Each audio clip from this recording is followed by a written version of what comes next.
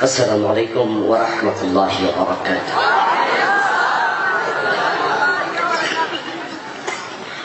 الحمد لله نحمده ونستعينه ونستغفره ونعوذ بالله من شرور أنفسنا ومن سيئات أعمالنا. من يهد الله فلا مضل له ومن يضلل فلن تجد له وليا مرشدا. ونشهد أن لا إله إلا الله وأن محمدا عبده ورسوله. أما بعد فقد قال الله تعالى في كلامه المجيد: أعوذ بالله من الشيطان الرجيم. بسم الله الرحمن الرحيم. وإذ قال ربك للملائكة إني جاعل في الأرض خليفة قالوا وتجعل فيها من يفسد فيها ويسفك الدماء ونحن نسبح بحمدك ونقدس لك قال إني أعلم ما لا تعلمون. وعلم آدم الأسماء كلها ثم عرضهم على الملائكة فقال أنبئوني بأسماء هؤلاء إن كنتم صادقين. قال النبي صلى الله عليه وسلم: المؤمن الذي يعمل ويحتسب في عمله خيرا فهو كمثل أم موسى ترضع ولدها وتأخذ أجرها، أو كما قال النبي عليه الصلاة والسلام. وقال تعالى مخبرا وآمرا: إن الله وملائكته يصلون على النبي يا أيها الذين آمنوا صلوا عليه وسلموا تسليما. درود إبراهيم قولون اللهم صل على محمد وعلى آل محمد كما صليت على إبراهيم وعلى آل إبراهيم إنك حميد مجيد. اللهم بارك على محمد وعلى آل محمد كما باركت على إبراهيم وعلى آل إبراهيم إنك حميد مجيد. اللهم صل وسلم وبارك عليه. আমার ভাই, সাদাকে সাদা বলুন, কালোকে কালো বলুন, বিবেককে শানিত করুন। কিন্তু অনেক মুসলমান পাওয়া যায় যাদের বিবেক তারা বিভিন্ন জায়গায় বন্ধক দিয়ে দিচ্ছে, বিবেক তারা টাকার বিনিময় বিক্রি করে ফেলছে। যেমন ধরুন বন্ধু, এই দেশে যদি কেউ প্রশ্ন করে জঙ্গিবাদী কারা, টেলিভিশন চ্যানেলের সাংবাদিক, পত্রিকার কলামিস্ট, দেশের ভাড়াটিয়া বুদ্ধিজীবী, শিক্ষিত মানুষের দাবিদার, হাজার হাজার মুসলমানের সন্তান এক কথায় এক বাক্য উত্তর দেবে, জঙ্গি হলো হুজুরেরা। ঠিক না? লাগান। আপনাদের কুমিল্লা শহরে কওমি মাদ্রাসা আছে না নাই? আলিয়া মাদ্রাসা আছে না নাই? কুমিল্লার কওমি মাদ্রাসাগুলোতে বিগত 20 বছরে খুনাখুনি হইয়া মারা গেছে কয়জন? আলিয়া মাদ্রাসাগুলোতে মারা গেছে কয়জন? আমার ভাইয়েরা, হুজুররা নাকি জঙ্গি, অথচ কোনো মাদ্রাসাতে মারামারি নাই, হানাহানি নাই, কিলাকিলি নাই। বরং রাতের গভীরে মাদ্রাসার মুহতামিমের অনুমতি নিয়া যদি সুযোগ থাকে ওই কওমি মাদ্রাসায় যাবেন। বাড়ির পাশের মাদ্রাসায় রাতের 1-1:30টার দিকে ঢুকবেন, ঢুকে দেখবেন এক রুমে 10 জন ঘুমায়, খাট এবং চকিটাও নেই। এই শীতের মাঝে ফ্লোরে ঘুমাচ্ছে, খাট এবং চকির ব্যবস্থা নাই। পায়ের দিকে পা, মাথার দিকে মাথা দিয়া লাইনে ঘুমাইতেছে। রাতের 3টা বাজে যখন প্রস্রাব পায়খানা দরকার হয়, তখন বাতি জ্বালালে বন্ধুর ঘুম নষ্ট হবে। অন্ধকারে হেঁটে যায় বাহিরে টয়লেটে, যাওয়ার সময় কতজনের হাতের মাঝে, মাথার মাঝে পা লাগে। ওই পাটা তোমার পা আমার মাথায় লেগেছে, তাই কোন বন্ধু ঘুম থেকে জেগে ওঠে ঘুষি মারে না, থাপ্পড় মারে না। ও ভাইয়ারা, আমার ভ্রাতৃত্ব ভালোবাসা দেখো, রাতের অন্ধকারে পা দিয়া মাথা মারা যায়, তারপর তাদের মাঝে হানাহানি মারামারি নাই। আর ইউনিভার্সিটি গুলার খবর নাও, সামান্য পানির গ্লাস পেয়ে বাড়াবাড়ি করে খুনাখুনি হয়ে যায়। আমার গ্লাসের পানি তুই খাইলি কেন, শুরু হয়ে গেছে মারামারি। বাংলাদেশে একটা পাবলিক বিশ্ববিদ্যালয় পাওয়া যাবে না যেখানে মাটিতে রক্তের দাগ নেই।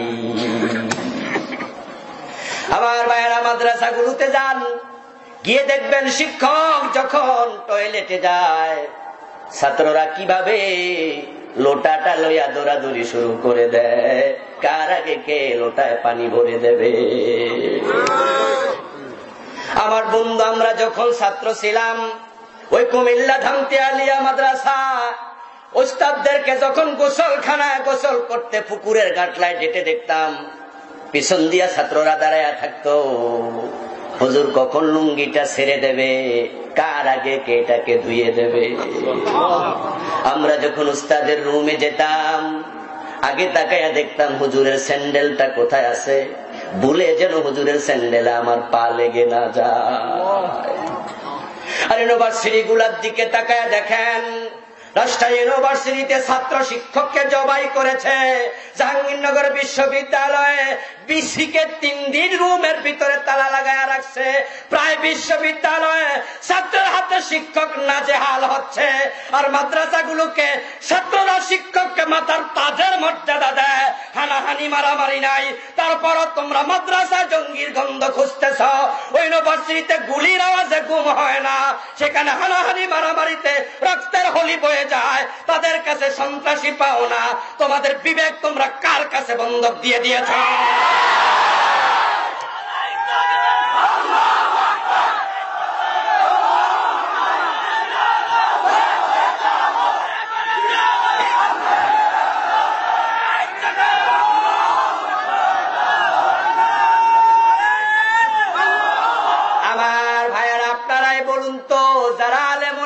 জঙ্গি বলে তাদের বিবেক কাজে লাগাচ্ছে না, বিক্রি করে দিয়েছে।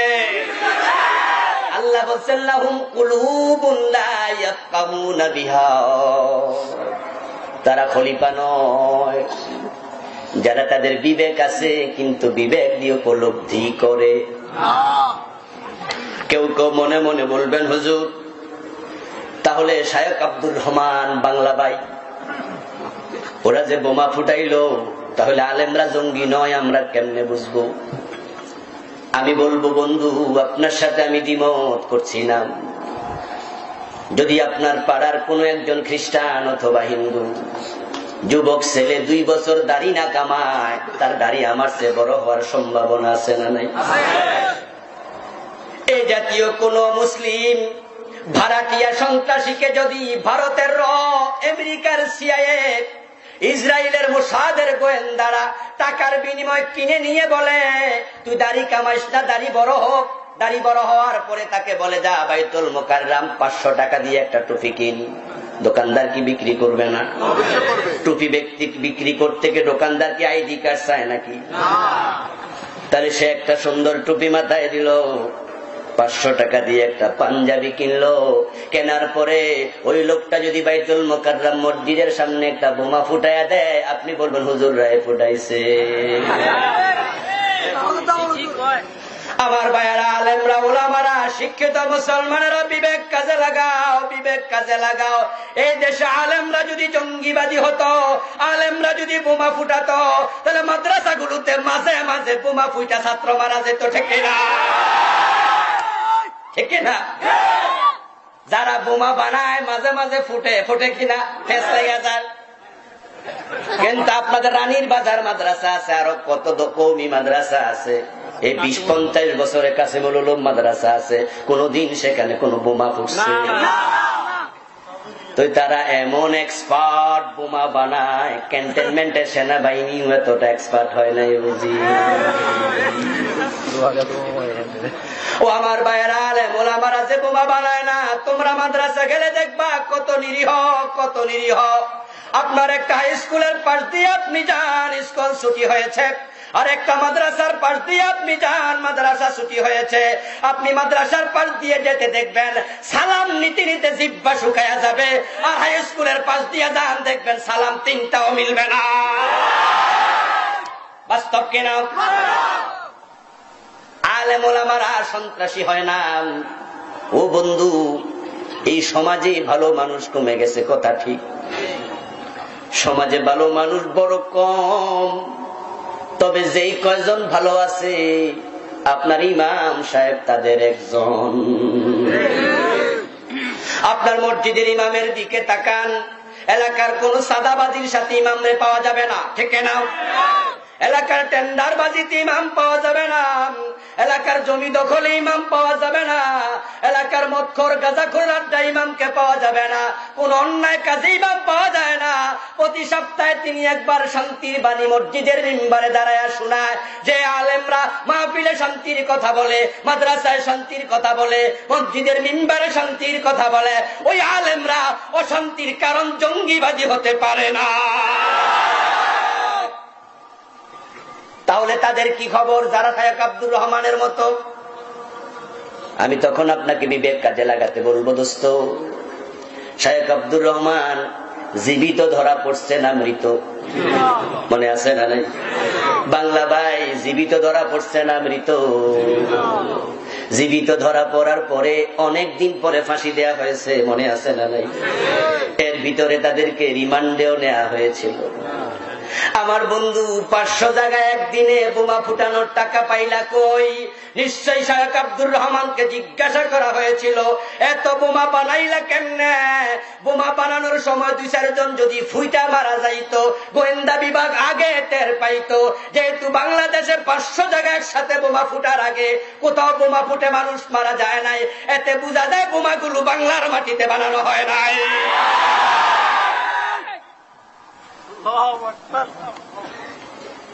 এবং আপনারা দেখেছেন যে বড় বড় গ্রেনেড গুলা পাওয়া গেছে। বাড়িতে বৈশাখী গ্রেনেড বানানো যায় এত সোজা নাকি? যদি বানাইতো ওখানেও 2-1টা ফুটতো, কিন্তু ফোটেনি বাংলার জমিনে। এর আগে মানুষ টেরে পায় নাই। হাজার হাজার গোয়েন্দা বিভিন্ন জায়গায় কাজ করে, ওই গোয়েন্দারা নাকে তেল দিয়া ঘুমায় নাই। ওই বোমাগুলো ফুটার আগে এতটা শক্তিশালী নেটওয়ার্ক কারা তৈরি করেছে, কোটি কোটি টাকা ইনভেস্ট করেছে। তোমরা টাকা কোথায় পেয়েছ? নিশ্চয় রিমান্ডে তারা তাদের নাম সব বলে দিয়েছে, তাদের ফাঁসি আমরা দেখেছি, কিন্তু তাদেরকে কে সহযোগিতা করেছে তাদের নাম আমরা শুনি নাই। এতে প্রমাণ হয় সাহায্যকারী বাংলাদেশে না, বাহিরে কেউ আছে, তাদের নাম প্রকাশ করার ক্ষমতা বাংলার গভর্নমেন্টের নাই।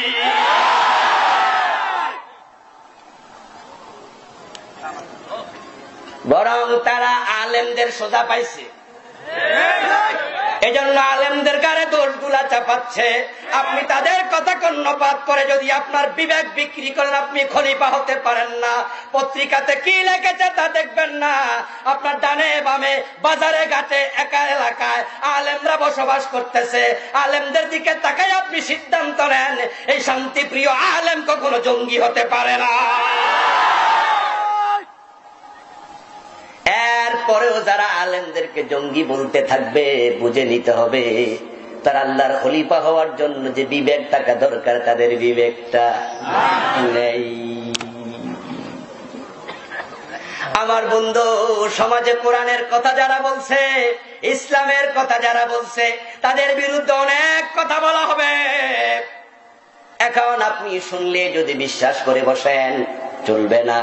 আল্লাহ এবার বলছেন লাহুম আ'য়ুনুন লা ইউবসিরুনা বিহা, আল্লাহর খলিফা তারা হতে পারে না যাদের চোখ আছে, তারা চোখ দিয়া ভালো করে সত্যটাকে দেখে না। আমার ভাইয়েরা, অমুক আলেমের এই দোষ, তমুক আলেমের এই দোষ, এই কথাগুলো বলা হবে, অথচ আপনি নিজের চোখে দেখতেছেন এই লোকটার চরিত্র কত চমৎকার। যার তাফসীর শুনে হাজার হাজার কাফের মুসলমান হয়, সে দর্শনকারী হয় কেমনে? আপনার কানের মাঝে আওয়াজ আসবে, আওয়াজ আসলে কানের ভিতরে ঢুকিয়ে এটাকে সত্য ভাববেন না।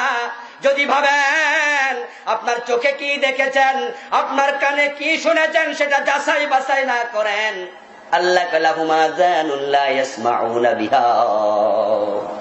বন্ধু, শোনার ক্ষমতা কিন্তু গরু ছাগলেরও আছে, কিন্তু যা শোনে তা বুঝার ক্ষমতা গরু ছাগলের নেই। যেমন আপনি একটা গরুর কাছে যান, গিয়ে তাকে বলেন তো এদিকে আয়, গরু আইব। আপনি গরুর জন্য কিছু দূরে সামান্য খড়কুটা রেডি করে গরুর কাছে গিয়ে বললেন ওখানে খড় আছে, যাইয়া খা, বুঝবে।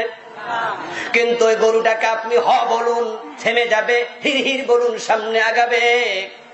এই যে শব্দ, কিছু শব্দ তার কানে যা সে আঁচ করতে পারে, কিন্তু প্রতিটা শব্দ বুঝার মতো ক্ষমতা আল্লাহ গরু ছাগলকে দেন নাই। এখন আপনি মানুষ, আপনার কানে অনেক শব্দ আসবে, যদি গরু ছাগলের মতো হয়ে যান তাহলে হবে না, আপনি শব্দগুলোকে বিশ্লেষণ করা লাগবে। কিন্তু আপনি মেনে নিলেন, আপনি বুঝলেন যে দর্শনকারী যেহেতু কইছে হইল হইতে, আস্তাগফিরুল্লাহ আস্তাগফিরুল্লাহ। আপনি কি দেখেন নাই, আপনি কি দেখেন নাই বিশ্ব নবীর মতো মহামানব, উনাকেও পাগল গণক জাদুকর বলা হয়েছে। তাই আলেম ওলামাদের বিরুদ্ধে, কোরআনের খাদেমের বিরুদ্ধে কতজন কত কথা বলবে।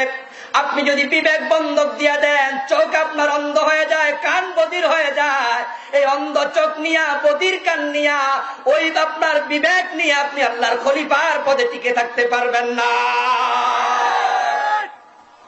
খলিফার পদে টিকে থাকতে হলে আপনাকে আল্লাহর কোরআনের কাছে যেতে হবে। কারণ যারা আল্লাহর খলিফা হবে তাদের ব্যাপারে আল্লাহর বক্তব্য সিবগাতাল্লাহ, ওয়ামান আহসানু মিনাল্লাহি সিবগা ওয়া নাহনু লাহু আবিদুন। ও আল্লাহর বান্দারা, খলিফারা, তোমরা আল্লাহর রঙে রঙিন হয়ে যাও। আমার মুসলমান ভাইয়ের, আল্লাহ তাআলা খেলাফত দিলেন হযরত আদম আলাইহিস সালামকে। ওই খেলাফতটা শুধু আদমকে নাম, আমাদেরকেও দিলেন। দেওয়ার পরে আবার তিনি কিছু মূলনীতি দিলেন, খলিফার কাজ কি। আল্লাহ তাআলার কিছু কথা আপনি শুনবেন, নামাজ পড়বেন, রোজা রাখবেন, হজ যাকাত দেবেন, তাই ভাববেন আপনি খলিফা হয়ে গেছেন। না বন্ধু, এটা খলিফার মূল কাজ না। এই যে আমার সামনে মাইক আছে, এই মাইকটা যিনি বানিয়েছেন, বানানোর পিছনে তার একটা লক্ষ্য আছে না নাই? ওই লক্ষ্যটা ছিল ছোট আওয়াজ বড় করে তোলা। ওই ছোট আওয়াজ বড় করার জন্য তিনি মাইক বানালেন। এখন যিনি তার আর্কিটেক্ট, ওই আর্কিটেক্টের উদ্দেশ্য পূরণের জন্য মাইকের তার দরকার আছে না নাই? মাউথ স্পেসটা দরকার আছে না নাই? হরন দরকার আছে না নাই? ওই বড় বড় মেশিন দরকার আছে না নাই? ব্যাটারি দরকার আছে না নাই? দেখুন, উদ্দেশ্য ছিল আওয়াজ বড় করা। ওই আওয়াজটা বড় করার জন্য এখন অনেকগুলা জিনিস তার সাথে লেগে গেল। যদি তার না থাকে আওয়াজ বড় হবে না, এই মাউথ স্পেস না থাকলে আওয়াজ বড় হবে না, তাই এগুলো লাগবে। এখন মাউথ স্পেস আছে, তার আছে, ব্যাটারি, হরন, মাইক, মেশিন সব আছে। কিন্তু আওয়াজটাই বড় হয় না, এগুলো থাইকা লাভটা কি? আমার ভাইয়েরা, আল্লাহর খেলাফতের জন্য আল্লাহ আপনাকে জমিনে খলিফা বানাইছে। ওই খেলাফতের বাস্তবায়নের প্রয়োজনে আপনার নামাজ লাগবে, রোজা লাগবে, হজ যাকাত লাগবে, ইত্যাদি লাগবে। এখন সব আছে কিন্তু খেলাফতটাই নাই, এটা থাইকা লাভটা কি? এখন খেলাফত যে কি অনেক মুসলমান সেটা বুঝেই না। খলিফার মূল কাজ কি ওটা না জানলে খেলাফত টিকবে না। এই জন্য আল্লাহ রাসূল বলেছেন, ইয়াতি আলান নাসি জামান ইয়াজতামিউনা ফিল মাসাজিদ লাইসা ফীহিম মুমিন। একটা জামানা আসবে যে জামানার মানুষগুলো মসজিদে জামাতে নামাজ পড়বে কিন্তু তাদের মাঝে একজন মুমিন থাকবে না। যেই মুমিন সেই তো খলিফা, ঠিক না? যে খলিফা না সে তো মুমিন না। বালহুম আদাল উলাইকা হুমুল গাফিলুন। আল্লাহ বলেন উলাইকা কাল আনআম। যার বিবেক আছে ওই বিবেক কাজে লাগালো না, চোখ আছে চোখ দিয়ে ভালোটা দেখলো না, কান আছে ভালোটা শুনলো না, উলাইকা কাল আনআম, ওই লোকটা গরু ছাগলের মতো। বালহুম আদাল, সে আরো নিকৃষ্ট হয়ে যাবে। এখন নামাজ পড়বে, রাসূল বললেন জামাতে, কিন্তু একজনও মুমিন পাওয়া যাবে না। ওই জামানাটা আসবে, রাসূল বলেছেন আমি তো দেখতে পাচ্ছি সেই জামানা এসে গেছে। হাজার হাজার মসজিদে আল্লাহর নামাজি খলিফা, নামাজি বান্দা আছে, কিন্তু প্রকৃত আল্লাহর খলিফা খুঁজে পাওয়া যায় না। নামাজ হলো খেলাফত কায়েমের একটা অন্যতম ট্রেনিং, অন্যতম ব্যবস্থাপনা। এই জন্য বন্ধু, ওই খেলাফতের ব্যবস্থাপনার জন্য, ওই ব্যবস্থাপনার নিয়তে যে নামাজ পড়বে না ওই ব্যক্তি গাফেল নামাজি, গাফেল নামাজি। আল্লাহ তার ব্যাপারে কোরআনে বলছেন ফাওয়াইলুল লিল মুসাল্লিন আল্লাযীনা হুম আন সালাতিহিম সাহুন।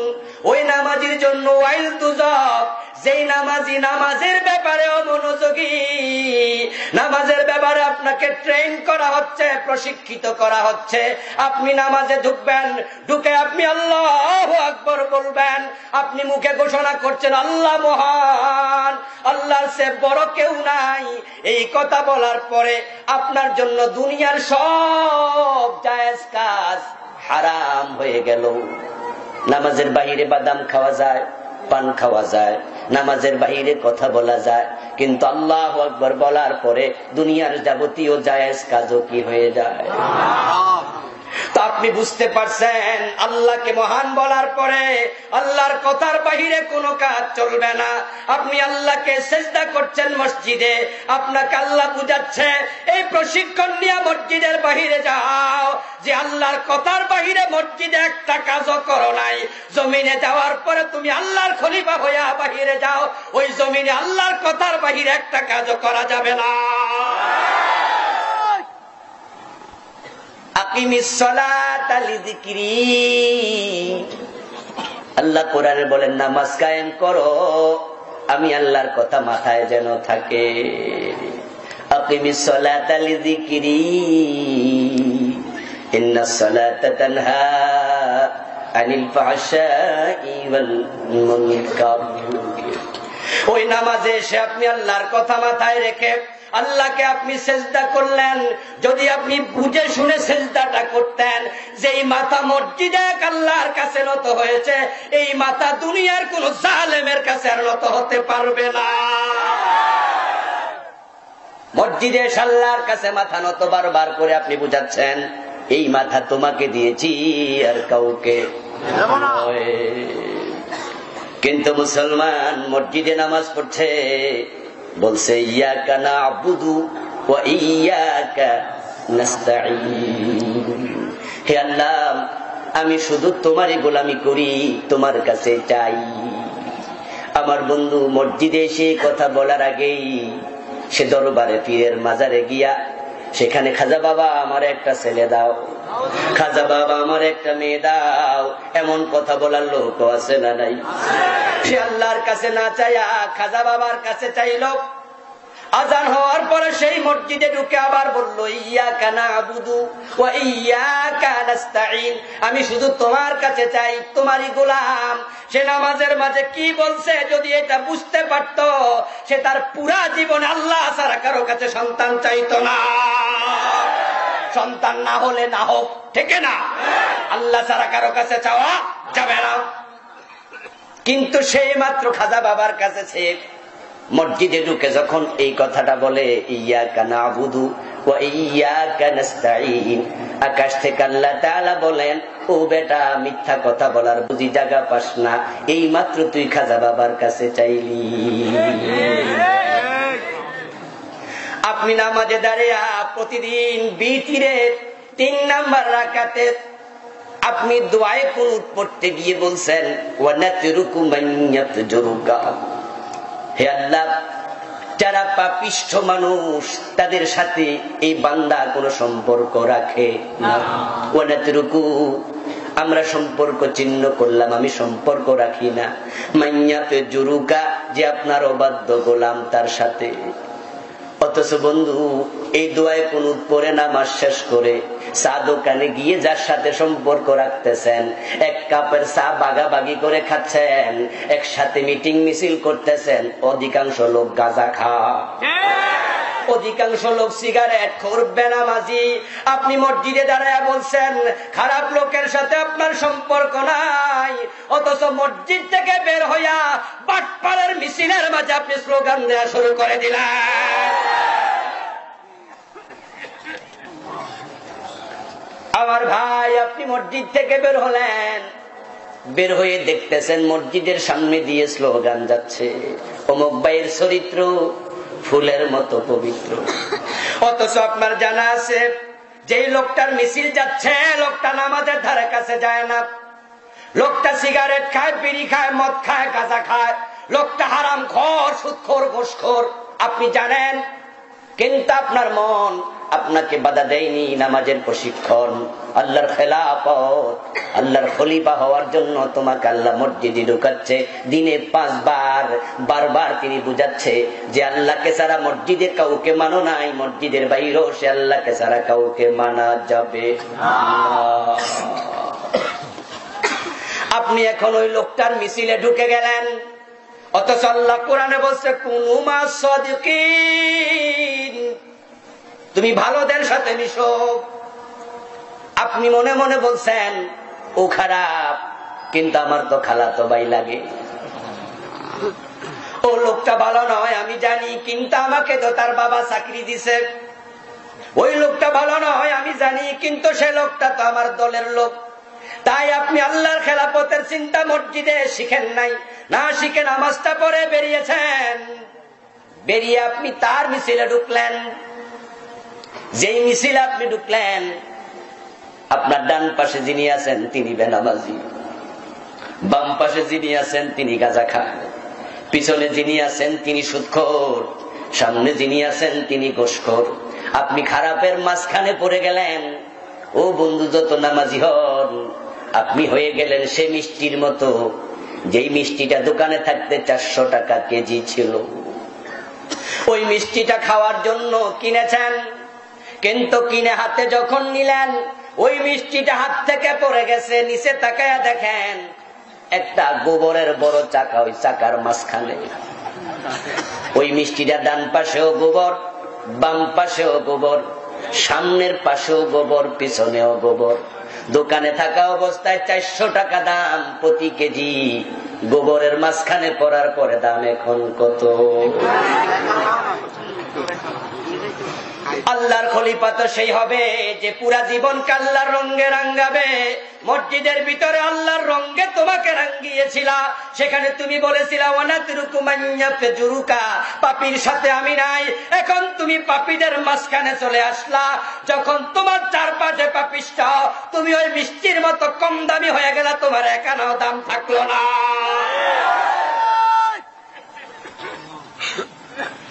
নামাজি মানুষ বিতিরের নামাজ শেষ করে মসজিদ থেকে বাড়ি গেল। যাওয়ার পরে কলিং বেলে টিপ পড়ল। দরজা খুলে দেখে ঘটক মশাই হাজির। মুস্কি হাসি দিয়ে জিজ্ঞাসা করলো, ভাইজান এত রাতে? বলতেছে, আপনার ইউনিভার্সিটি পড়ুয়া মেয়েটা বিবাহের উপযুক্ত হয়েছে, আমরা তো বুঝি।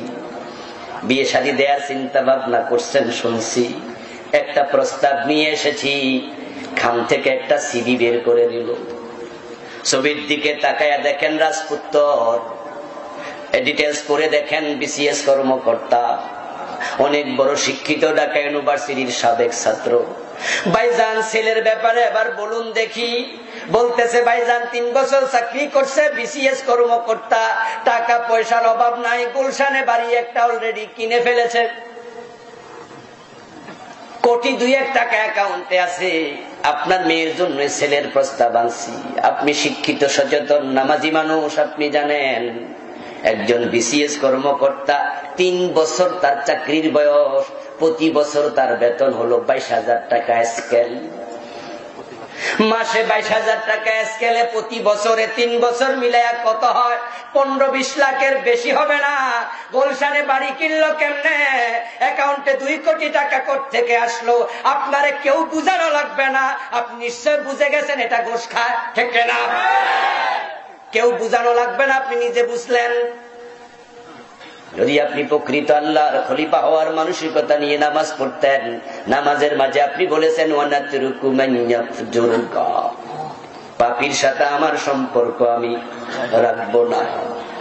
আপনি সিবিটা খামের ভিতরে ঢুকায়া বলে দিতেন, ঘটক মশাই এমন ছেলে আমার প্রয়োজন নাই, 3 বছরে যদি সে গুলশানে বাড়ি বানায়, আমি বুঝেছি কত ঘুষ খায়, ওই ছেলেটা আমার কলিজার টুকরা, মেয়েটাকে হারাম খাওয়াবে, ওই মেয়ের পেট থেকে কখনো আল্লাহর ওলি জন্ম নেবে না। আর যে মেয়ে হারাম খাবে, ওই মেয়ে তো আল্লাহর জান্নাতেও প্রবেশ করতে পারবে না। সুতরাং এমন মেয়ের জামাই আমার প্রয়োজন নাই। হালাল ভাবে জীবন চালাবে এমন ভালো কোন প্রস্তাব থাকলে আপনি নিয়ে আসেন, আজকের মতো আপনাকে সালাম যান। কিন্তু এই সিদ্ধান্ত আমি আপনি কয়জনে নিচ্ছি? আল্লাহর খলিফারা। বিবেক বন্ধক দেয়া যাবে না, আল্লাহর সামনে চালাকি চলবে না। আপনি নামাজে দাঁড়ায় কি বলছেন, বাস্তব জীবনে তা থেকে গাফেল হওয়া যাবে না। কিন্তু হাজী সাহেব ওই নামাজি মুস্কি হাসি দিয়া ঘটক সাহেবকে বলতেছে, ভাইজান এমন বোয়াল মাছ কই পাইলেন? আমার মেয়ের তাকদির বলো ভালো, যান যা, আমার আপত্তি নাই, বিয়ের আয়োজন চলুক সামনে। ধুমধাম করে মেয়েকে বিয়ে দিলেন। ওই পুষ্কর ছেলের হাতে মেয়েটাকে তুলে দিয়া বাবা নিঃশ্বাস ছেড়ে বড় করে, যা আজকে একটু হালকা হইলাম।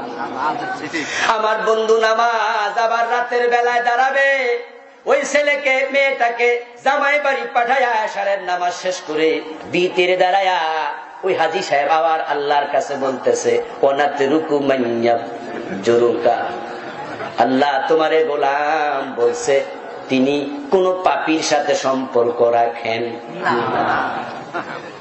তখন আর শের মালিক কি বলে, যা বান্দা তোর ব্যস্ত দিয়া দিলাম, ঠিক তোর মতো খলিফা আমার কয়জন আছে রে? ও আমার ভাই, না না, আল্লাহকে আপনি কি আপনার সে কম চালাক মনে করলেন? আপনি যা বলবেন তিনি তাই শুনে নেবেন। আপনার মতো বাটপার নামাজিকে আল্লাহর আজিম থেকে বলেন, ও বেটা মিথ্যা কথা বলার জায়গা পাস না, ওযু করে মসজিদে ঢুকে আমার সামনে দাঁড়ায়া বলস, তোর মুখে ওয়ানাতরুকু মান ইয়াফজুরুকা দোয়াটার শোভা পায় না। তুই নতুন দোয়া বানায়া পড়, না হয় বাটপারি ছেড়ে দে। আল্লাহর খলিফা হওয়ার জন্য খেলাফতের রঙে নিজকে রঙিন করুন। এখন খলিফার মূল দায়িত্বটা কি? আল্লাহ তাআলা কুরআন মাজিদে সেটা বলছেন, ইয়া দাউদ ইন্না জাআলনাকা খলিফাতান ফিল আরদ ফাহকুম বাইনান নাসি বিল আদল। খলিফার মূল দায়িত্ব হলো জমিনটাকে আল্লাহর রঙে রঙিন করা। ও আমার ভাই, যেমন একজন পীরের খলিফা তার পীরের সব সিস্টেম নিজের জীবনে গ্রহণ করবে, আল্লাহ তাআলা জমিনে মানুষ বানায়া দিলেন, পাঠায়া দিলেন, বানায়া খেলাফত দিয়া। আকাশ চলে আল্লাহর আইনে, চন্দ্র সূর্য চলে আল্লাহর আইনে, চলে আল্লাহর আইনে, জঙ্গলের প্রাণীগুলা চলে আল্লাহর আইনে, সমুদ্রের মাছগুলা চলে আল্লাহর আইনে। আপনি কি লক্ষ্য করে দেখেন নাই আমাদের যে বিশাল বনাঞ্চল আছে সুন্দরবন, সুন্দরবনের চারপাশে কি 10 ফিট লম্বা অনেক উঁচু ওয়াল আছে? সুন্দরবনে আমি নিজেও গিয়েছি, আপনারাও অনেকে গিয়েছেন। সুন্দরবনের চারপাশে কোনো ওয়াল নাই, কোনো বেড়া নাই। ওই সুন্দরবনের মাঝে ডজন ডজন বাঘ আছে। ওই বাঘগুলো বন পার হইয়া লোকালয়ে যদি প্রতিদিন ঢুকতে শুরু করে দিত, তাহলে সুন্দরবনের ইয়াতে কোনো মানুষ বসবাস করতে পারত না। কিন্তু বাঘগুলো লোকালয়ে আসে না, কোনো বেড়া দেয়া লাগে না, কারণ বাঘগুলো আল্লাহর আইন মেনে চলছে। যদি কখনো কোনো বাঘ লোকালয়ে আসে, শুনবেন, আপনি বুঝে নিয়েন বাঘটা পথ ভুলে ফেলেছে। ও আমার ভাইয়েরা, আব্রাহা ইয়ামান থেকে একদল হাতি নিয়ে আল্লাহর ঘর ভাঙ্গার জন্য এসেছিল কাবার কাছাকাছি। কিন্তু মুজদালিফা এবং আরাফার কোনার মাঝে আল ওয়াদি আল মুহাসসার নামক জায়গায় এসে হাতিগুলো বসে গেল। হাতি আর এক কদম সামনে আগায় নাই। আব্রাহা এত দূর থেকে আনলো ধাক্কায়া ধাক্কায়া, কিন্তু ওয়াদি আল মুহাসসারে এসে বসে গেল। আব্রাহা ধাক্কাইলেও আর যায় না, সেখানে আল্লাহ আব্রাহাকে ধ্বংস করে দিলেন। এতে বোঝা যায় হাতিগুলো আব্রাহার আইন মানে না, আইন মানে কার? আমার ভাইয়েরা, তামাম মাখলুকাত আল্লাহর আইন মানতেছে। এই জমিনটাকে আল্লাহ আমাদেরকে বানায়, আমাদেরকে খলিফার দায়িত্ব দিয়া ছেড়ে দিলেন। আমি আকাশ আমার আইনে চালাই, তোমাদেরকে জমিনে খলিফা বানায়া আমার কোরআনটা হাতে দিয়া দিলাম। দেখি তোমরা আমার আইনে জমিনটা চালাতে পারো কিনা। ইয়া দাউদ ইন্না জাআলনাকা খলিফাতান ফিল আরদ। ও দাউদ, আমি তোমাকে জমিনে খলিফা বানায়া দিলাম। হযরত আদমকে যখন আল্লাহ খলিফা বানালেন, সেখানেও দেখেন লেখা আছে কোরআনের আয়াতে, ইন্নী জাইলুন ফিল আরদি খলিফা, আমি জমিনে খলিফা বানালাম। ঠিক আমাদেরকে যেখানে বললেন হুয়াল্লাযী জাআলাকুম খলাইফা ফিল আরদ, সেখানেও বললেন আমি তোমাদেরকে বানিয়েছি খলিফা জমিনের জন্য। কিন্তু এখন আল্লাহর খলিফারা, যেই জমিনের খলিফা, তারা সবাই জমিন ছেড়ে দিয়া খানকা এবং মসজিদে ঢুকতেছে। 3টা আয়াতে দেখেন, ও আদম, ইন্নী জাইলুন ফিল আরদি খলিফা, আমি তোমাকে জমিনের খলিফা বানালাম, মসজিদের খলিফা নয়, খানকার খলিফা নয়, মাদ্রাসার খলিফা নয়। খেলাফতের ঠিকানা জমিন। ইয়া দাউদ ইন্না জাআলনাকা খলিফাতান ফিল আরদি, ও দাউদ, আমি তোমাকে খলিফা বানালাম, মসজিদের নয়, খানকার নয়, পীরের নয়, জমিনের খলিফা। হুয়াল্লাযী জাআলাকুম খলাইফা ফিল আরদি। এবার আমাদেরকে বলতেছে আমি তোমাদেরকে জমিনের খলিফা বানালাম। এখন জমিনের খলিফারা জমিনটা অন্যের হাতে ছেড়ে দিয়া মসজিদের খলিফা হচ্ছে, খানকায় ঢুকতেছে, ঠিক না? তাই দেখবেন আলেম ওলামারা মাহফিলে এসে সবাই মানুষকে ডাকে, মসজিদে যাও, মসজিদে যাও। ফিরেরাও কয় মসজিদে যাও, মসজিদে যাও। মাদ্রাসাও কয় মসজিদে যাও, মসজিদে যাও। অথচ আল্লাহ কোরআনে বলছেন না, মসজিদে তুমি আজান হইলে যাইবা, নামাজ হইলে আবার মসজিদ ছেড়ে খেলাফতের কাজ জমিনের মাঝে করবা।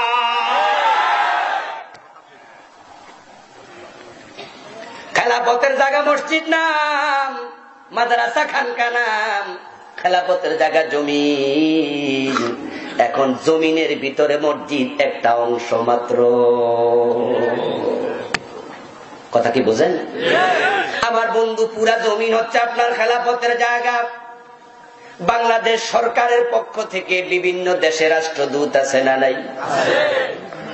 এক একজন রাষ্ট্রদূত হলো বাংলাদেশ সরকারের খলিফা। আমাদের দেশের পক্ষ থেকে সৌদি আরবে অনেক মানুষ যায় চাকরি করার জন্য। বাংলাদেশের যত মানুষ সৌদি আরবে থাকে সবাই কি সরকারের প্রতিনিধি? সরকারের প্রতিনিধি যিনি, তিনি হচ্ছেন সে দেশের যিনি রাষ্ট্রদূত। সরকারের পক্ষ থেকে সব কাজ তিনি সেখানে আঞ্জাম দিয়ে থাকেন। এখন আমার বন্ধু দেখবেন মাঝে মাঝে বিভিন্ন বড় বড় কর্মকর্তাকে সরকার রাষ্ট্রদূত বানায়া পাঠায়। এখন আপনাদের ভিক্টোরিয়া কলেজের যিনি প্রিন্সিপাল, ধরে নেন উনাকে সরকার ডেকে নিয়ে বলল, আপনাকে ভিক্টোরিয়া ইউনিভার্সিটি থেকে আমরা নিয়ে গেলাম, আসেন আপনি সংস্থাপন মন্ত্রণালয়ে।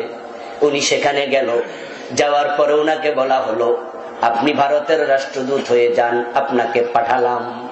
কোথায় পাঠাইলো? কথা বলুন, কোথায় পাঠাইলো? উনি চিঠিটা হাতে পাইলেন। হাতে পাইয়া মনে মনে ভাবলেন, ভারত তো বাড়ির পাশে, কতবার গেছি, এর চেয়ে বরং আমি আমেরিকায় চলে যাই। আমার বন্ধু সরকার কয় ভারতের রাষ্ট্রদূত, ওই ভদ্রলোক যদি ভারতে না যায় আমেরিকায় যায় হাজির হয়, চাকরিটা থাকবে। ওই দেশে যখন সে যাবে, সরকার যখন টের পাবে ওই বেটাকে পাঠাইছি ভারতের রাষ্ট্রদূত বানায়া, ওই বেটা আমেরিকায় চলে গেছে, সরকার বুঝে নেবে রাষ্ট্রদূত হওয়ার কোন যোগ্যতাই তার মাঝে নাই।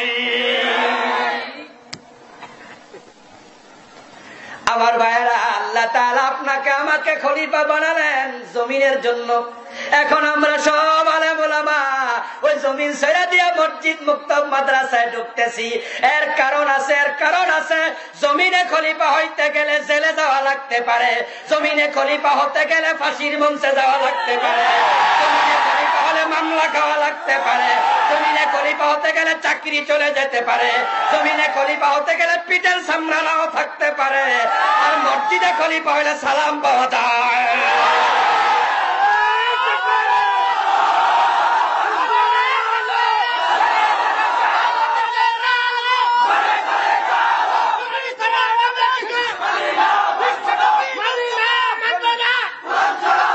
আমার ভাইয়েরা, মসজিদে যারা আল্লাহর খলিফা তারা কি আল্লাহর কথা বলে না? বলে কিনা? তাই মসজিদের ইমাম দেখবেন আল্লাহর কথা বলছে প্রতি সপ্তাহে 1 ঘন্টা 1.5 ঘন্টা 45 মিনিট। আমার বন্ধু মসজিদের ইমাম মসজিদে যখন সবাইকে বলে, ও মুসলমান, মসজিদে যখন ডুববা সিবগাতাল্লাহ, আল্লাহর রঙে রঙিন হইয়া ডুববা, তাই সবাই ডান পা দিয়ে ঢোকা লাগবে, বাম পা দিয়ে বের হওয়া লাগবে, আল্লাহু আকবার বলে নামাজ শুরু করা লাগবে, সালাম ফিরায়া নামাজ শেষ করা লাগবে। নামাজের ভিতরে কোনো কথা বলা যাবে না। যতক্ষণ মসজিদে থাকবে আল্লাহর আইন ছাড়া কারো আইন মানা যাবে না। সব মুসল্লি কয় ঠিক, ঠিক না? সবাই কথা ঠিক। মসজিদ আল্লাহর আইনের বাহিরে চলা যাবে না। এই মসজিদ মসজিদ কমিটির সভাপতির আইনে চলবে না, মুতাল্লির আইনে চলবে না।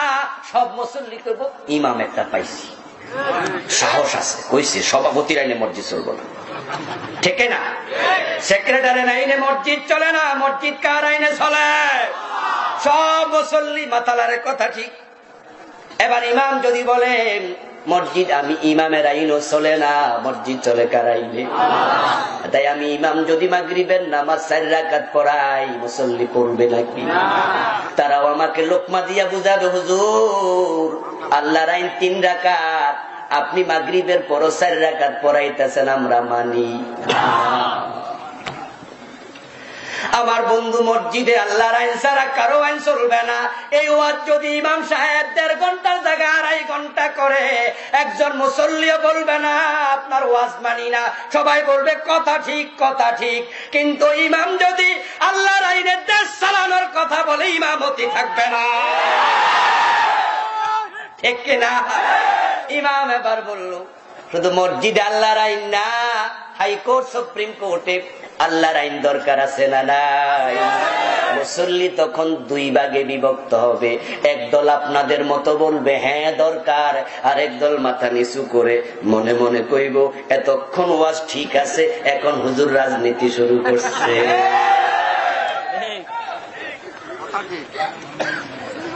ও আমার ভাইরা, আল্লাহর খলিফা শুধু মসজিদে না, আল্লাহর খেলাফত তো জমিন।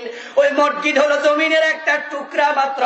যদি ওই জমিনের টুকরা মসজিদটাকে আল্লাহর আইনে চালানো লাগে, তাহলে পুরা জমিনটা আল্লাহর আইনে চালানো দরকার আছে না? কিন্তু এখন পিসা হুজুররা সবাই খানকায় ঢুকছে, মসজিদের ইমামরা সবাই মসজিদে ঢুকেছে, আলেম ওলামারা মাদ্রাসায় ঢুকেছে, আল্লাহর খেলাফত তাই জালেমদের হাতে চলে গেছে।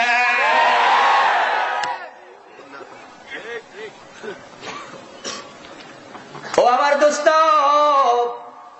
বাংলাদেশ সরকার খেলাফতের জন্য প্রতিনিধি বানায়া, রিপ্রেজেন্টেটিভ বানায়া পাঠাইলো দূতাবাস ভারতে। আপনি চালাকি করে আমেরিকায় গেলে যেমন চাকরি থাকবে না, আল্লাহ জমিনের খলিফা বানাইলো, মসজিদে গাট্টি গোট্টা নিয়ে 2 কাপ শুয়ে আসো, ঘটনাটা কি?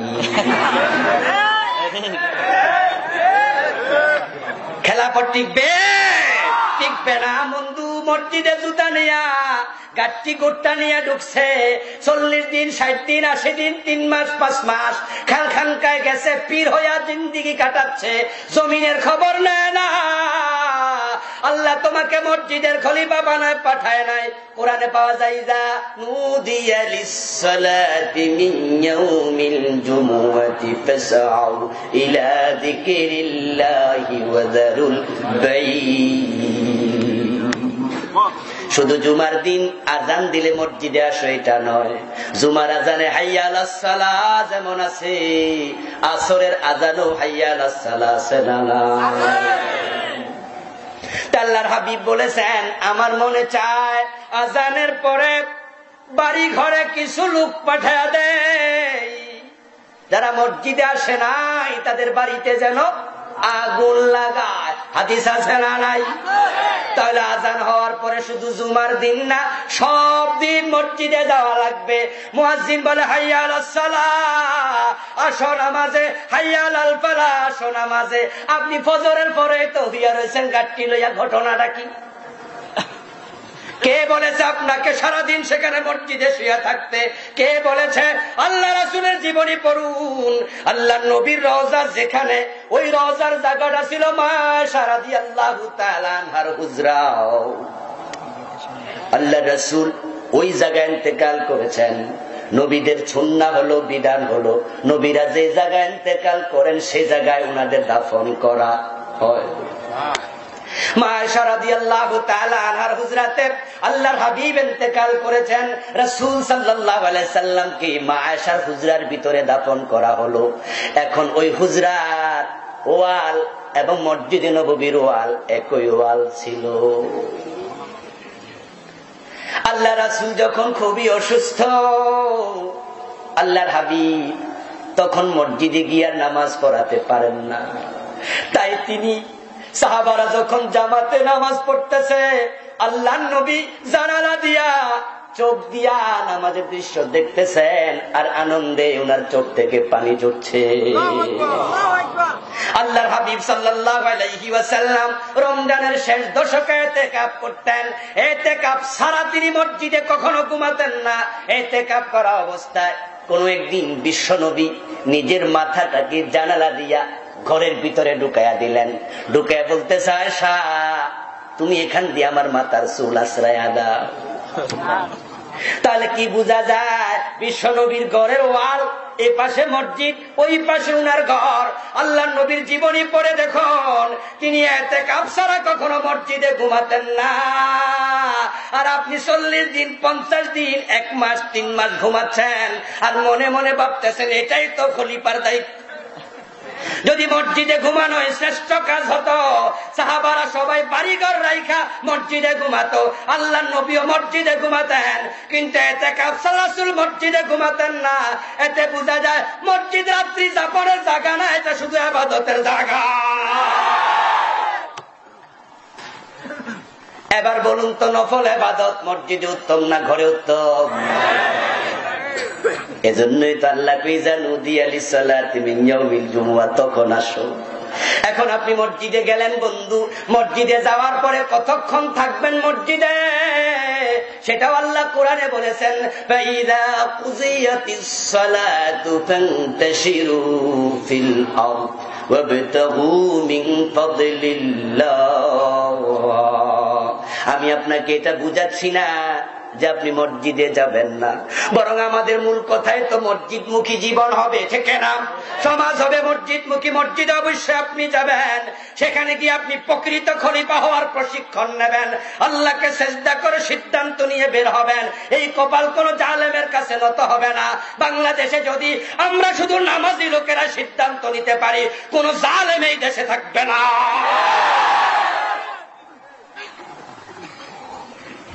ও বন্ধু, হজ একটা বিশাল প্রশিক্ষণ, খেলাফতের অনেক বড় প্রশিক্ষণ। আপনাকে সেখানে ওই শয়তানের গায়ে পাথর মারতে বলা হয়, এটা মুমিনের জন্য ওয়াজিব, অথচ সেখানে কোনো শয়তান দাঁড়ানো নাই। এটা প্রতীকী কাজ। হযরত ইব্রাহিম আলাইহিস সালাম সেখানে শয়তানকে কঙ্কর মেরেছেন। শয়তান উনাকে বাধা দিতে চেয়েছিল, আপনিও কঙ্কর মেরে ওখান থেকে প্রশিক্ষণ নিয়ে বাংলাদেশে আসবেন। এমন শয়তান বাংলাদেশে আছে, তাকেও পাথর মারা লাগবে। আমরা জানি স্বাভাবিকত যারা হজ করে তারা সমাজের এলিট পার্সন, থেকে না? সমাজের গরিব গোরাবা তাদের মাঝে হাজির সংখ্যা 1%, বরং 100 জন হাজির মাঝে 99 জন সমাজে সলভেন্ট পার্সন, ঠিক না? সমাজের নেতা, এলাকার বিচারক, এলাকার ধনী মানুষ হজ করে। বাংলাদেশে শুধুমাত্র যদি হাজী সাহেবেরা হজে পাথর মারছে শয়তানকে, ওই চিন্তাটা মাথায় নিয়ে বাংলাদেশে আসতো যে আমি আজ থেকে সিদ্ধান্ত নিলাম বাংলাদেশের শয়তানগুলাকে পাথর মারবো। সমাজের নেতারা যদি একমত হয়ে যেত হাজিরা, এই দেশে কোন শয়তানের জায়গা থাকতো না। কিন্তু ওনারা শয়তান রে পাথর মাইরা ওই শয়তান গুলো ওইখান থেকে সরাইয়া আরো পকেটে কইরা বাংলাদেশে আসে। বরং হজ করতে, হজ করার পরে আসার সময় একটা হাসি রুমাল কিনে ওইটা মাথায় দিয়া বাংলাদেশে এসে কে নাকি মাসলা শিখাইয়া দিছে, 40 দিন ঘর থেকে বের হওয়া যাবে না। এখন হাজী সাহেব বাড়িতে আসছে, লোকজন ডাকে, বিচারে আসেন, আপনি তো আমাদের এলাকার বিচারক, গত 50 দিন দেশে ছিলেন না, আপনি নাই, তাই কি একটা খা মনে হয়েছে, আপনি বিচারে আসেন। হাজী সাহেব মনে মনে কয়, এই মাত্র হজ করে আইসি, এখন যদি ঘোষ চাই মানুষ তো বন্ড হাজি কইব, ঠিক না? আর ঘোষ যেহেতু খাইতে পারতাম না, বিচারে যাবো কোন কারণে? তাই উনি মনে মনে কয়, খাইতে পারতাম না, যাব না। আর পাবলিকের শোনায়, ভাই জান আল্লাহর ঘর থেকে আইসি, আমি আর দুনিয়াদারির কোনো কাজে নেই। এখন হাজী সাহেব আর বিচারে যায় না। ওই হাজী সাহেব রাস্তার পাশ দিয়া হাজী রুমাল মাথায় দিয়ে হেঁটে যাচ্ছে, পিছন থেকে আওয়াজ আসছে কোন একটা মেয়েলি কণ্ঠে, বাঁচাও বাঁচাও। হাজী সাহেব মেয়ের কণ্ঠ শুই না, ইন্না লিল্লাহ ইন্না লিল্লাহ, নারীর কণ্ঠ কানে ঢুকতাছে। আমার বন্ধু উনার কানের পর্দা সরি, পর্দা নষ্ট হইতাছে, তাই তিনি রুমাল আরো টাইনা দে। মেয়ে জানি আমার আইয়া কয়েছে বাঁচান চাচা, তাই তাড়াতাড়ি হাঁটতেছে, ওই মেয়েটাকে বাঁচাতে যায় না। ওই হাজী সাহেব সত্যিকার অর্থে যদি মক্কা থেকে ফিরে আসতো, আসার সময় আল্লাহর কাবা ধরে, গিলাফ ধরে সিদ্ধান্ত নিত, জীবনে অনেক বিচারে গিয়া ঘুষ খাইয়া উল্টা পাল্টা রায় দিয়েছি, আজকে আমি শয়তানের গায়ে পাথর মেরে নিজের ভিতরে শয়তানটাকে হত্যা করে আল্লাহর গিলাফ ধরে কাবার শিকার সিদ্ধান্ত নিলাম, এখন থেকে কোন অন্যায় বিচার হবে না, হলে আমি সেটা করতে দেব না। শুধু হাজিরা যদি ঠিক হয়ে যায়, এই দেশের অন্যায় বিচারটা বন্ধ হয়ে যেত।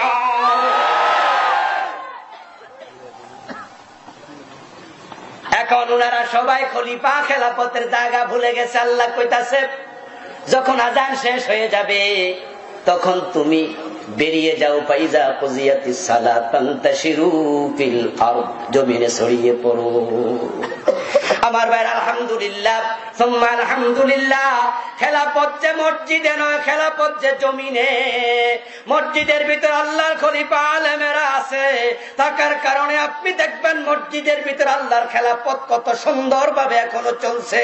যদি এলাকার কোন বড় মাপের নেতার ছেলে হোক আর ভাতিজা হোক মসজিদের মাঝে একটু জোরে আওয়াজে কথা বলে, ইমাম ধমক দেয়া লাগে না, পাশের জন তাকে সাপ দিয়ে ধরে কয়, বেটা এটা মসজিদ, চুপ কর। ঠিক আমার ভাইয়েরা, সে চুপ হয়ে যায়। মসজিদে ঢুকেছে আল্লাহর খেলাফত, দেখুন সেখানে আলেমদের কারণে। আলেমরা মসজিদে আছে, আল্লাহর খেলাফত মসজিদে কিভাবে চলছে। আমার বন্ধু এলাকার চেয়ারম্যান মসজিদে ঢুকে দেখেন সামনের কাতারে জায়গা নাই। চেয়ারম্যান সাহেব নিজে আস্তে করে পিছনের কাতারে দাঁড়ায় নিয়ত বেঁধে ফেলে, যদি উনার বরাবর সামনে কোন রিক্সাওয়ালাও দাঁড়ায়, চেয়ারম্যান তাকে পিছনে টেনে আনে না, কারণ তিনি জানেন এটা আল্লাহর ঘর, এখানে সবাই। চেয়ারম্যানের পিয়ে যদি ডান পাশ থেকে ওই রিক্সাওয়ালা জামার মাঝে ধরে টান দেয়, ভাই পিছনে আসো, চেয়ারম্যান সামনে যাক, চেয়ারম্যান সাথে সাথে পিএস কে ধমক দিয়ে বলবে, এটা আমার অফিস না, এটা আল্লাহর ঘর, এখানে কাউকে পিছনে এনো না। রিক্সাওয়ালা সামনে নামাজ পড়ছে, চেয়ারম্যান সেজদা দেওয়ার সময় ওই রিক্সাওয়ালার পায়ের সাথে ধাক্কা লাগলো, মাথা টুপিটা পড়ে গেল।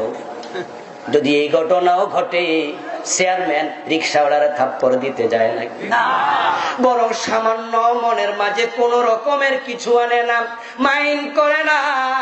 রিক্সাওয়ালার পা চেয়ারম্যানের মাথায় লাগলো, চেয়ারম্যান মাইন্ড করে না। যদি মসজিদের বাইরে গায়ের সাথে গা লাগে তাহলে থাপ্পড় দেওয়ার সম্ভাবনা আছে না নাই? ও রিক্সাওয়ালা চোখে দেখে হাঁটস না, গায়ের সাথে গা লাগলে যদি বাহিরে থাপ্পড় দেয়, ওই চেয়ারম্যানের পায়ে লাগছে, মাথায় লাগছে রিক্সাওয়ালার পা, থাপ্পড় কেন দেয় না, রাগ কেন করে না? কারণ মসজিদের ভিতরে ঢোকার পরে সব মানুষের মনে একটা জিনিস থাকে, এখানে ছোট বড় কেউ নাই, সবাই যেই আলেমেরা মসজিদের ভিতরে থাকাতে আল্লাহর আইন চলার কারণে মসজিদের মাঝে সবাই সমান হয়ে গেছে, শান্তি কায়েম হয়ে গেছে। ও আলেমেরা, ও পীর সাহেবেরা, ও দ্বীনের খাদেমেরা, ও দ্বীনের দায়ীরা, ও তাবলীগ জামাতের ভাইয়েরা, পীর সাহেব হুজুরের মুরিদেরা, মাদ্রাসার শিক্ষকেরা, মসজিদের ইমামেরা, আল্লাহর খেলাফত নিয়ে মসজিদের বাহিরে তোমরা যদি যাইতে পারতা, হাইকোর্ট সুপ্রিম কোর্টেও আল্লাহর আইন কায়েম হলে তামাম দেশে সব গরিব স্তরী সমান হয়ে যেত।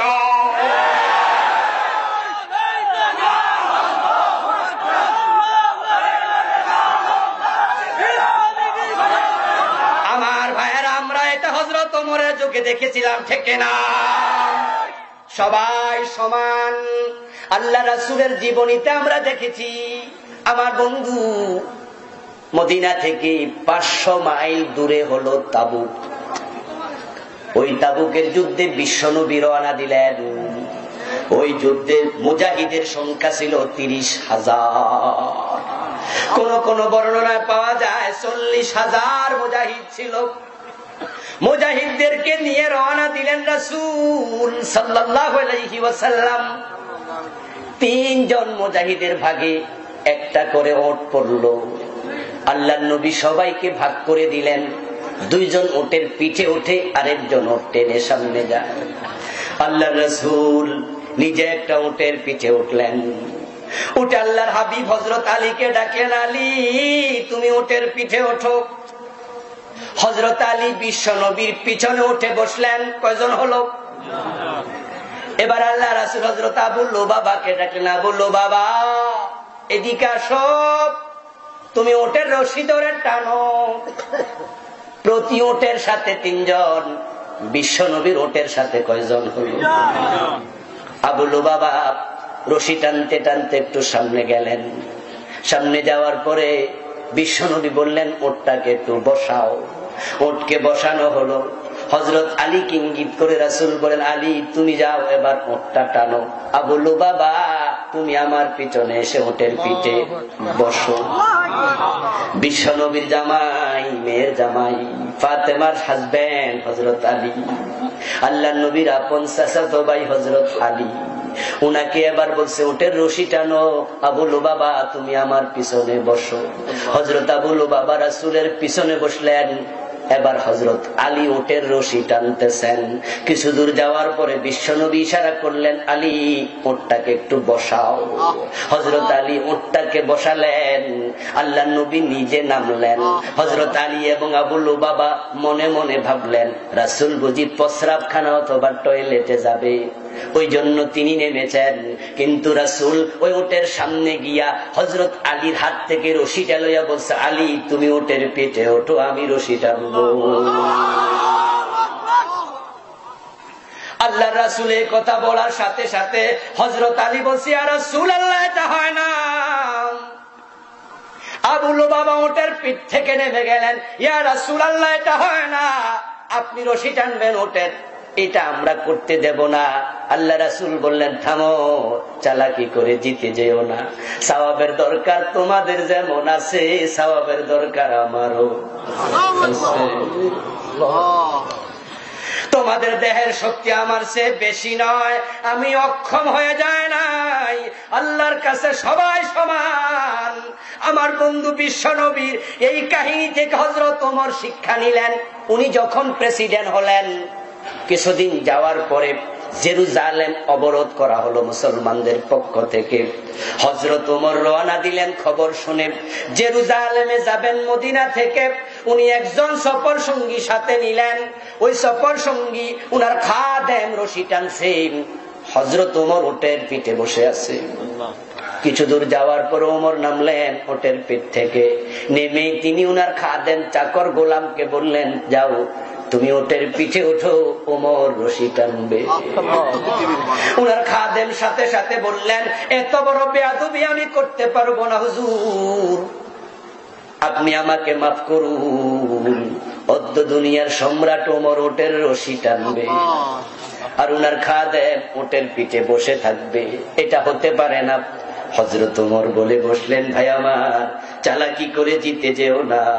আদালতে আখেরাতে আল্লাহ যদি ডাক দিয়ে বলে, ওমর ভোগের জন্য খলিফা বানাই নাই, ত্যাগের জন্য বানিয়েছিলাম, একা একা উটের পিঠে আরামে ছিলাম, তোমার খাদেমের পায়ে ফসকা ফুটে গেছে, আল্লাহর কাছে কি জবাব দেব? আমি আদালতে আখেরাতে আসামির কাঠগড়ায় দাঁড়াতে চাই না। ওই যে খলিফা ওমর শব্দটা বারবার শুনেন, উনারাই প্রকৃত খলিফা ছিল, উনারাই প্রকৃত খলিফা ছিল। তাই যখন কোরআনওয়ালার হাতে জমিনের আইন এসে যাবে, ক্ষমতা এসে যাবে, তারা মসজিদে যেমন আল্লাহর আইন মানবে, মসজিদের বাহিরেও মানুষকে আল্লাহর আইন মানতে বাধ্য করবে, তখনই শান্তিটা আসবে। হযরত ওমরের কথায় খাদেম বাধ্য হলো, বাধ্য হয়ে উটের পিঠে উঠল। উটের পিঠে ওঠার পরে হযরত ওমর রশি টানা শুরু করলেন। কবি নজরুল বলেন, বৃত্ত চলিল উটের পিঠে, ওমর ধরিল রশি, মানুষে স্বর্গে তুলিয়া ধরিয়া ধরাই নামিল শশী। জানি না সেদিন আকাশে পুষ্প বৃষ্টি হইল কিনা, জানি না সেদিন কি গান গাইল বন্দী বিশ্ব বিনা। আবার বাইরে খেলাফত জমিনে কায়েম করতে যাইয়া আল্লাহর নবীকে অনেক ত্যাগের মুখোমুখি হওয়া লেগেছে। ওই যে বলেছিলাম, আমরা চালাকি করে মসজিদে ঢুকতেছি, কারণ বাহিরে আল্লাহর খেলাফত কায়েম করতে গেলে অনেক বড় বড় বিপদ আছে। তাই জমিনে আল্লাহর খলিফা যারা হয়েছেন, আল্লাহর নবী 25 জনের নাম ধরে ধরে আল্লাহ কোরআনে আলোচনা করেছেন। ওই নবীদের জীবনের দিকে তাকান, হযরত আদম ছাড়া, হযরত সুলাইমান আলাইহিস সালাম ছাড়া আল্লাহর খেলাফতের কাজ করতে যাইয়া একজন নবীও নিজের বাড়িতে থাকতে পারেন নাই। প্রত্যেক নবীকে বাড়ি থেকে তাড়িয়ে দেয়া হয়েছে, প্রত্যেক নবীকে আহত করা হয়েছে, প্রত্যেক নবীকে জেলখানায় ঢুকিয়ে দেওয়া হয়েছে, অবরুদ্ধ করা হয়েছে, অনেক নবীকে করাত দিয়ে 2 টুকরো পর্যন্ত করা হয়েছে। খেলাফতের কাজ অনেক কঠিন কাজ। ও আমার মুসলমান ভাই, ওই খেলাফতের কাজ করার জন্য আল্লাহ আপনাকে আমাকে দায়িত্ব দিয়েছেন। আল্লাহর পুরা জগৎ আল্লাহর আইনে চলছেন। জমিনটা আপনার হাতে আমার সাথে ছেড়ে দিয়ে আল্লাহ কয়, আমি চাইলে জমিনটাকে আমার আইনে চালাতে পারি, আল্লাহর 1 মিনিটও লাগে না। কিন্তু আপনার হাতে আমার হাতে দায়িত্ব দিয়ে কোন দেখি এই কাজটা আমার খলিফারা করে কি না। আল্লাহর মেহেরবানি, এই খেলাফতের কাজ করার জন্য এই দেশে আল্লাহর কিছু বান্দা এখনো আছে না নাই? এখন প্রশ্ন তাদের মাঝে আপনি আছেন না নাই? যদি আপনি না থাকেন আপনার কাছে সিদ্ধান্ত নেওয়া দরকার আছে না নাই? বিপদ আসবে, এসেছে আগে, ভবিষ্যৎ আসবে, এটাই নিয়ম। খেলাফতের কাজ করতে গিয়ে ইব্রাহিম নবীকে আগুনে পড়া লেগেছে, হযরত মূসা আলাইহিস সালামকে দেশ ত্যাগ করা লেগেছে, হযরত জাকারিয়া নবীকে শহীদ হওয়া লেগেছে। এই খেলাফতের কাজ করতে গিয়া বিশ্ব নবীকে দাঁত দেয়া লেগেছে। এই খেলাফতের কাজ করতে গিয়ে আমির হামজাকে কলিজা দেয়া লেগেছে। এই খেলাফতের কাজ করতে গিয়ে ইমাম হুসাইনকে কল্লা দেয়া লেগেছে। এখন আপনি সেই রাস্তায় যদি না থাকেন খলিফা হয়ে মরতে পারবেন না, আর সেই রাস্তায় চলতে গেলে আরামে ঘুমাতে পারবেন না। কিন্তু আল্লাহ রাসূলের জীবনী কে না জানে? সবাই জানে, এটা সবাই জানে। তাই সব পীর সাহেব হুজুরি আল্লাহর হাবিবের দান শহীদের কাহিনী উম্মুরদের কাছে বলে, আমির হামজার কলিজা দেয়ার কাহিনী বলে, সব বক্তারাই বলে। ইমাম হুসাইনের কল্লা কাটার কাহিনী কে না জানে? সবাই জানেন। আমার বন্ধু, দরবারে মজলিস চলছে, পীর সাহেব হুজুর এই কাহিনীগুলা বলছেন, মুরিদরা কানতেছে, দাড়ি ভিজাচ্ছে।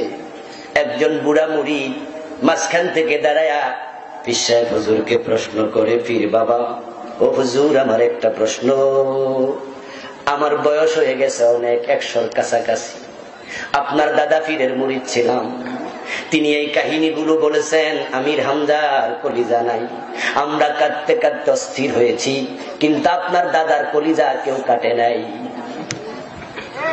উনি কলিজা নিয়ে মারা গেছেন, পরে ক্ষমতা আসলো আপনার কদ্দিনিসিন আপনার বাবা হলেন, তিনি বারবার বলেছে আমির হামজার কথা, হযরত ইমাম হুসাইনের কথা, ওনার কল্লা কেটে নিছে, কিন্তু আপনার বাবার কল্লা কেউ কাটতে আসে নাই, উনিও কল্লা নিয়ে নিরাপদে মারা গেছে। এখন আপনি ক্ষমতায় এসে বলছেন রাসূলের দাঁত নাই, কিন্তু আপনার 32 দাঁত ঠিকঠাক এখনো আছে। হুজুর আপনার দাঁত থাকুক, আমি আল্লাহর কাছে দোয়া করি, বদদোয়া দেই না, কিন্তু আমি জানতে চাই, আমার তো মরার বয়স হয়ে গেছে। যেই কাহিনী আজীবন শুনলাম, ওই নবীদের রাস্তায় চলতে গিয়ে আগুনে পড়া লাগে, দেশ থেকে বের হওয়া লাগে, করাত দিয়ে 2 টুকরা করা হয়, কলিজা থাকে না, কল্লা থাকে না। এখন আমার তো মরার বয়স হয়ে গেছে, আমারও তো কেউ মারতে আসে না। আমরা যারা এখানে আপনার মুরিদ আছি, একজনও মাইর খাইলাম না, কেউ মারতেও আসে না। হুজুর ঘটনাটা কি? ওই কাহিনী তো শুনলাম, কিন্তু কাহিনীটা আমাদের জীবনের সাথে মিলে। পীর সাহেব কৌমিয়া, বুড়া হইছো, মাথা ঠিক আছে, বসো, বেশি কথা কও। আমাদেরকে মানুষ মারতে আসবে কেন? আমরা তো হিকমতের সাথে ওয়াজ করি। এই জন্য দেখবেন বন্ধু, বাংলাদেশে কিছু লোক পাওয়া যায় বিশ্ববিখ্যাত মুফাসসিরের দিকে আঙ্গুল তুলে কথা কয়, উনি যদি এটা না করতো জেলে থাকা লাগতো না। আমরা করি না, তাই আমরা ভালো আছি, ঠিক না? আমার ভাই আমার, ওই আঙ্গুল তুলে তুমি কি বুঝাও? তোমার কেউ মারে না, তাই তুমি সত্যবাদী, হকের উপরে আছো। পীর সাহেব মুরিদরে বুঝাইলো, আমরা খুব হিকমতের সাথে ওয়াজ করি, তাই আমাদের কেউ মারে না। আমার বন্ধু, আমার প্রশ্ন, পীর সাহেব হুজুর, উনার বাবা পীর সাহেব হুজুর, উনার দাদা পীর সাহেব হুজুর, উনারা সবাই মিলে হিকমত খুব শিখেছে। বিশ্বনবীর দাঁত থাকে নাই, এর মানে উনি হয়তো এরকম হিকমত বুঝেন নাই।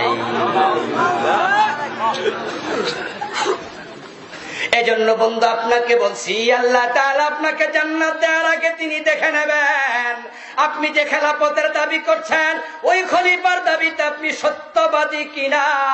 সূরা আনকাবুতের 2 নম্বর আয়াতে আল্লাহ বলছেন, হাসিবান নাস, আন ইউতরাকু আন ইয়াকুলু আমান্না ওয়া হুম লা ইফতানুন।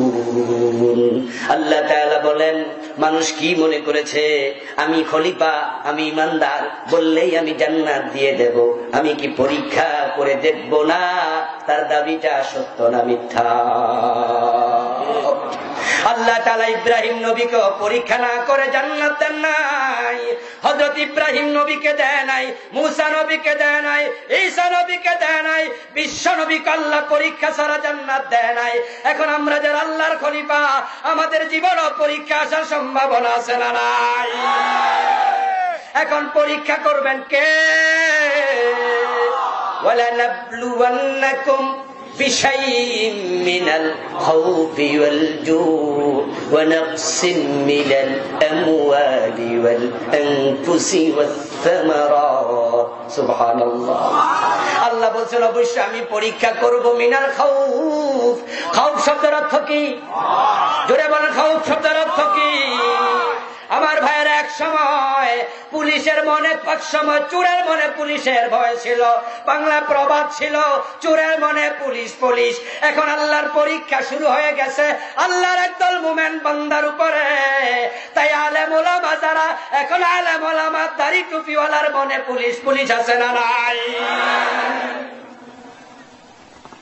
তারা নির্বিঘ্নে ঘুমাতে পারে না, মনের মাঝে টেনশন, কখন জানি অ্যারেস্ট হয়ে যায়।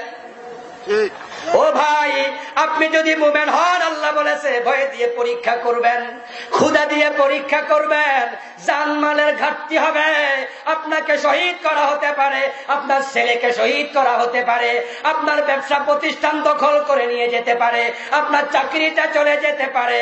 আল্লাহ বলছে পরীক্ষা আমি অবশ্যই নেব, তবে কান খুলে শুনুন, পরীক্ষা শুধু তাদেরই হয় যারা ছাত্র হতে পারবে, যারা ছাত্র নয় তাদের পরীক্ষা হয় না। তাই দেখবেন এসএসসি পরীক্ষার সময় বাড়ি থেকে বাবা মা আত্মীয় স্বজন সবাই মিলে হল পর্যন্ত যায়, কিন্তু হলের ভিতরে ঢোকে কে? যে ছাত্র হলো সে শুধু প্রশ্নপত্র পাবে। পরীক্ষাটা সহজ হোক আর কঠিন হোক, পরীক্ষা শুধু সেই দেবে যারা ছাত্র নয়, তাদের পরীক্ষা নাই। এখন আল্লাহ কোরআনে বলেন অবশ্যই আমি পরীক্ষা করব। ওয়ালানাবলুওয়ান্নাকুম, লামে তাকিদ নুনে সাকিলা। এই আয়াতটা অনেকে মুখস্থ করার কথা, ঠিক না? ও বন্ধু, আল্লাহকে অবশ্যই আমি পরীক্ষা করব, পরীক্ষা ছাড়া আমি জান্নাত দেই না। এখন আপনাদের জীবনে ভয়ের পরীক্ষা নাই, আপনার জীবনে ক্ষুধার পরীক্ষা নাই, আপনার জীবনে জেলের পরীক্ষা নাই, আপনার জীবনে ফাঁসির পরীক্ষা নাই। এতে বোঝা যায় আপনি এখনো মুমিনের খাতায় নামদারি ছাত্র হতে পারেন নাই।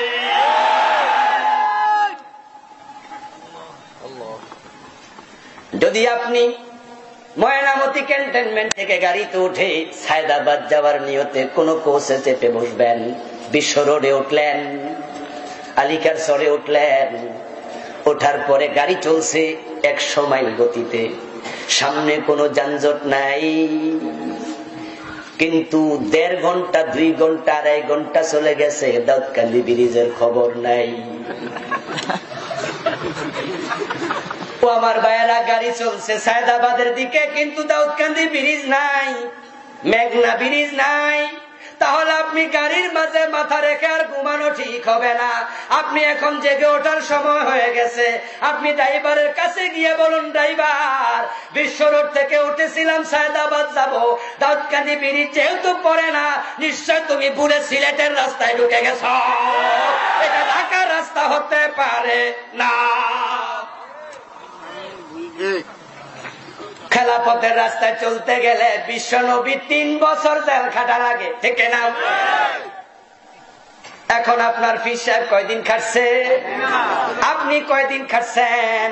কেমনে খাটবেন? আপনি তো হিকমত শিখছেন। তাই জালেমরা আপনার গলায় মালা দিতে আসে, ঠিক না?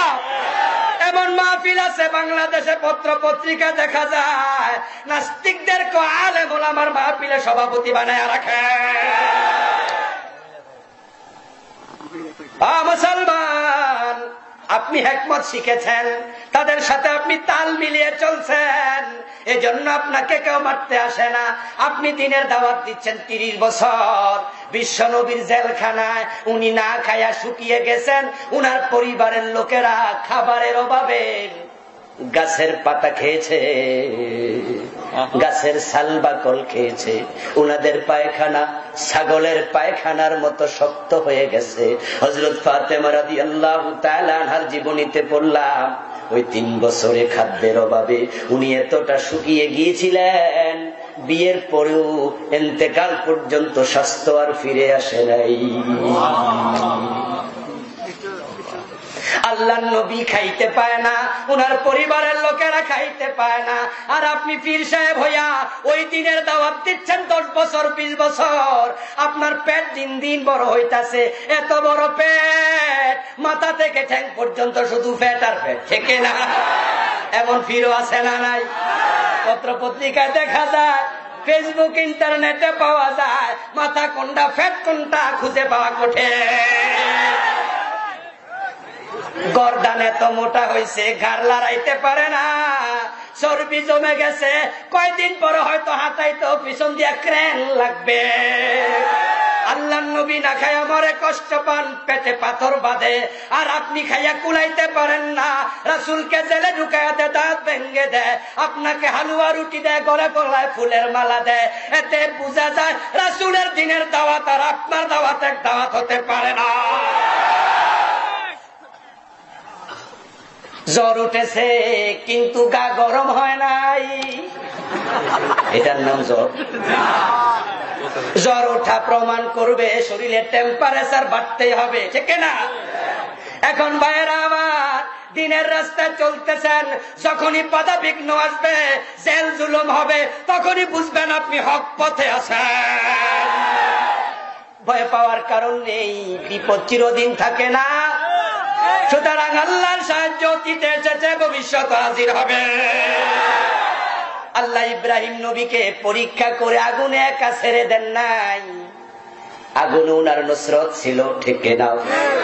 ওই আগুনকে উনি খাদেম বানিয়েছেন। হযরত মুসা নবীকে সাগরের তীরে এসে আল্লাহ একা ছেড়ে দেন নাই, 12টা রাস্তা বানিয়ে সমুদ্র পার করে দিয়েছেন। বিশ্ব নবীকে বদরের যুদ্ধে আল্লাহ একা ছেড়ে দেন নাই, 5000 ফেরেশতা পাঠিয়েছেন। সুতরাং ওই খেলাফতের কাজ আমরা যারা করতেছি, নিশ্চয় তিনি আমাদেরকে একা ছেড়ে দেবেন না, আমাদের তিনি সাহায্য করবেন। তবে বন্ধু, আল্লাহর সাহায্যের রীতি হলো, মানুষের চেষ্টা যেখানে শেষ, আল্লাহর সাহায্য সেখান থেকে শুরু হয়ে যাবে। আমরা সাহায্যের অপেক্ষা করছি, নিশ্চয় বাংলার জমিনে সাহায্য আসবে। মেঘ দেখে কেউ করিসনি ভয়, আড়ালে তার সূর্য হাসে। রাত্রি যত গভীর হয়, প্রভাত তত ঘনিয়ে আসে। মায়ের প্রসব বেদনা যখন শুরু হয়, তখন মা কিন্তু কাঁদে, কষ্টে কপিয়ে ওঠে, চোখ থেকে পানি ঝরে। রুমের বাহিরে দাদা দাদি নানা নানি পানসা বায়ার মুস্কি মুস্কি হাসে, এবং মাঝে মাঝে জিগায় কি খবর, ঠিক না? যে মহিলা প্রসব বেদনায় কাতর, ওই মহিলাটাই কিন্তু বাহিরে যে নানা আছে, ওই নানার কলিজার টুকরা মেয়ে, ঠিক না? বাহিরে যে নানি হবে, ওই বাচ্চাটার কলিজার টুকরা মেয়ে। মেয়ে কাঁদতেছে প্রসব বেদনার যাতনায়, নানা নানি দাদা দাদি মুস্কি হাসে, পান সাবায়। এর একটা মাত্র কারণ, তারা জানে এই প্রসব বেদনায় প্রমাণ করে নতুন প্রজন্ম দুনিয়ার আলো দেখবে। বাংলাদেশে আলেম ওলামার প্রসব বেদনা শুরু হয়ে গেছে, ইসলামের প্রসব বেদনা শুরু হয়ে গেছে, দাড়িওয়ালা টুপিওয়ালার উপর জুলুম আসছে। এটাই প্রমাণ করে আগামী দিনের সত্য ইসলামের সত্য। ভয় পাওয়া যাবে না, আল্লাহর খেলাফতের জন্য সামনে আগানো দরকার আছে না নাই? কত বিপদ আসবে, সব বিপদ ডিঙ্গাতে হবে, রাজি আছেন না নাই? এগিয়ে যেতে হবে, জুলুম অত্যাচার সহ্য করতে হবে, প্রয়োজনে জেলে যেতে হবে, প্রয়োজনে ফাঁসির মঞ্চে যেতে হবে। কে কে রাজি আছেন হাত তোলা দেখা।